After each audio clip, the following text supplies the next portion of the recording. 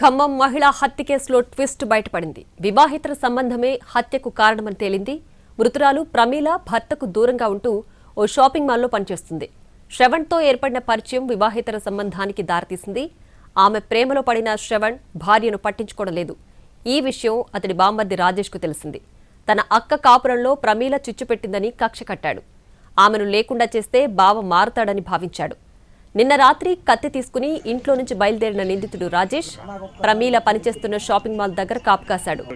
ఆమె బయటకు రాగానే గొడవకు దిగాడు. కత్తితో పొడిచి కిరాతకంగా హత్య చేశాడు.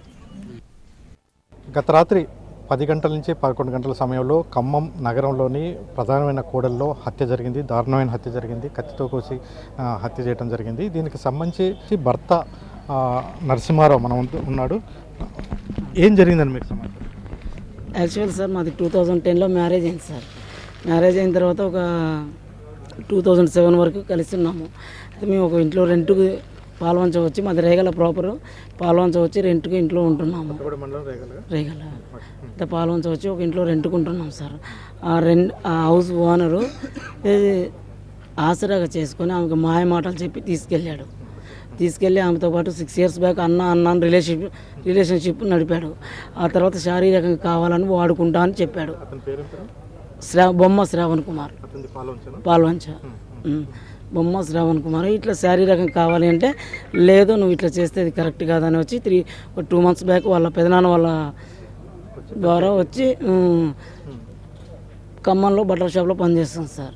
అయితే ఈ 2 months నుంచి నాకు ఆమె ప్రాబ్లమ్స్ అనేది చెప్పింది సార్. ఇట్లా అని సరే కంగారు పడకు కలుద్దాం మాట్లాడదాం అని నేను చెప్పాను సార్. అనుకోకుండా సడన్గా రాత్రి సిఐ గారు కాల్ చేసి ఇట్లా ప్రమీల అని చనిపోయారు, మీరు హస్బెండ్ అంటగా రావాలి అంటే వచ్చాను సార్.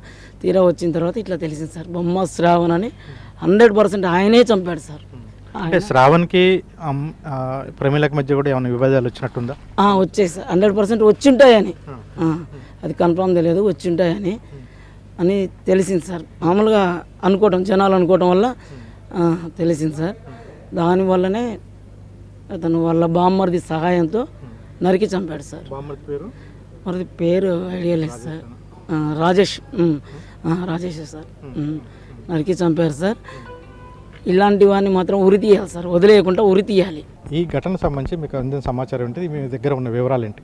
నిన్న రాత్రి మాకు ఒక వివాహితను మన జీవి మాల్ వెనకాల గల గలీలో దర్గా వద్ద హత్య చేశారు అని చెప్పి ఇన్ఫర్మేషన్ వచ్చింది. దాని మీద మేము ఇమీడియట్గా సీన్కి వెళ్ళి అక్కడ clues team and dog squad ఆధారంగా మేము క్లూస్ను కలెక్ట్ చేయడం జరిగింది.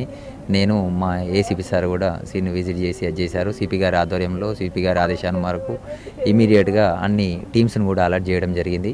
దానిలో భాగంగా అసలు ఈ ప్రమీల ఎవరని మేము వెరిఫై చేస్తే ప్రమీల అనే అమ్మాయి ఈమె పండితాపురం కామెపల్లి మండలానికి చెందిన అమ్మాయి. ఈ అమ్మాయికి చిన్న వయసులోనే తల్లిదండ్రులు చనిపోవడం వల్ల లక్ష్మీదేవిపల్లి మండలం మైలవరంలో తన పెద్దమ్మ దగ్గర ఉంటూ చదువుకుంది.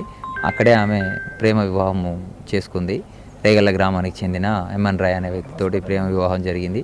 ఆ తర్వాత వీళ్ళు పాల్వంచలో నివాసం ఉన్నారు. ఆ పాల్వంచలో నివాసం ఉండే క్రమంలో భార్యాభర్తలకు చిన్న తగాదాలతో వీళ్ళు విడిపోయడం జరిగింది.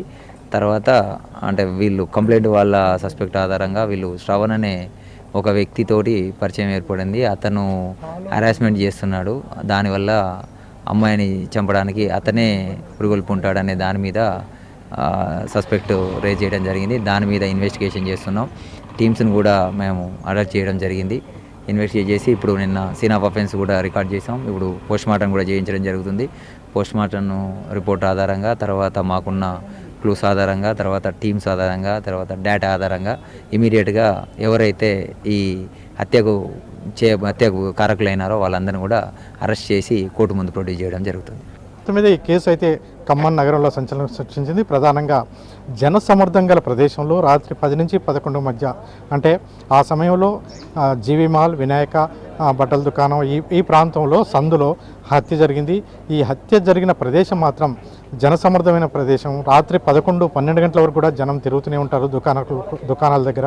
అయినప్పటికీ ఆ సమయంలో అక్కడ కాపు కాసి హత్య చేయడం అనేది చాలా దారుణమైన విషయం. ఈ విషయంలో నిందితుల్ని కఠినంగా శిక్షించాలని భర్త, బంధువులు అయితే డిమాండ్ చేస్తున్నారు. కెమెరా పర్సన్ బుద్ధితో భూపాల్, ఎన్టీవీ, ఖమ్మం నుంచి.